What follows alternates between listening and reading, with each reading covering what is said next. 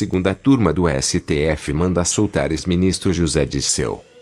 Ex-ministro foi condenado a 30 anos e 9 meses de prisão pelo TRF4 e cumpre pena no presídio da Papuda, em Brasília. Com a decisão do STF, ele aguardará em liberdade julgamento de recurso no STJ. Por 3 votos a 1, a segunda turma do Supremo Tribunal Federal, STF, decidiu nesta terça-feira, 26, soltar o ex-ministro José Dirceu. Condenado a 30 anos de prisão e 9 meses de prisão por corrupção ativa, lavagem de dinheiro e organização criminosa na Operação Lava Jato, ele já havia começado a cumprir a pena neste ano. A proposta de libertar José Dirceu partiu do ministro Dias Toffoli e foi seguida pelos ministros Gilmar Mendes e Ricardo Lewandowski. O único a votar contra foi Edson Fachin, relator da Lava Jato no STF. Celso de Mello estava ausente na sessão e não participou do julgamento. Toffoli defendeu a libertação de forma liminar, provisória, porque considera que há plausibilidade jurídica em um recurso da defesa apresentado ao Superior Tribunal de Justiça, STJ, contra a condenação pelo Tribunal Regional Federal da 4ª Região, TRF4, de segunda instância. O ministro considerou que a pena de Dirceu pode ser reduzida nas instâncias superiores, o STJ e o próprio STF, e, por isso, propôs a soltura. A decisão não altera a jurisprudência do STF que permite a execução provisória após condenação em segunda instância, mas cria uma exceção, que pode ser aplicada também a outros casos individualmente. Durante a sessão, Fachin chegou a alertar Toffoli que a decisão seria contrária ao entendimento do STF, que autorizou a prisão em segunda instância. Toffoli então respondeu: Vossa Excelência está colocando no meu voto palavras que não existem. Jamais fundamentei contrariamente a execução imediata da pena pelo STF. Não tem a ver com a execução imediata da pena. Numa tréplica, Fachin disse: Nós dois estamos entendendo o que estamos falando. A decisão de soltar Dirceu foi proposta por Toffoli de ofício, isto é, independentemente do pedido principal da defesa levado a julgamento.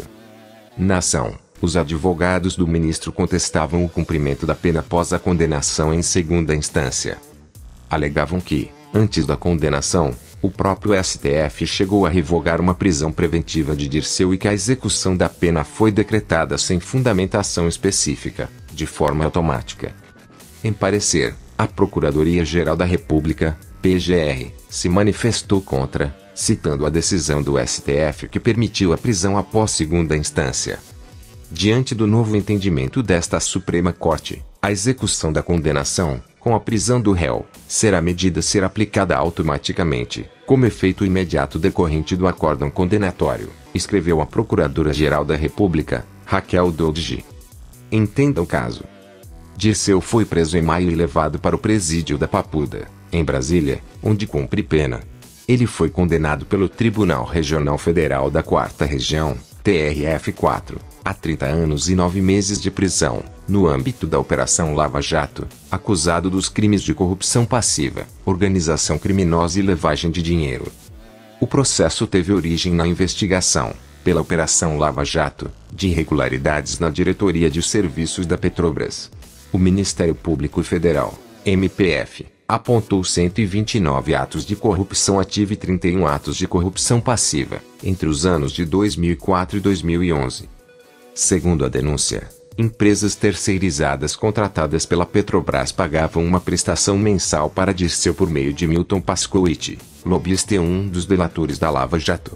Para o MPF, foi assim que o ex-ministro enriqueceu. De acordo com o MPF, também havia ilegalidades relacionadas à empreiteira Engevix. A empresa, segundo as investigações, pagava propina por meio de projetos junto à diretoria de serviços da Petrobras e teria celebrado contratos simulados com a JD Consultoria, empresa de Dirceu, realizando repasses de mais de R$ 1 milhão por serviços não prestados. O ex-ministro chegou a ficar preso no Paraná entre agosto de 2015 e maio de 2017, quando conseguiu no Supremo Tribunal Federal, STF, um habeas corpus para aguardar o julgamento dos recursos em liberdade, mas com monitoramento por tornozeleira eletrônica.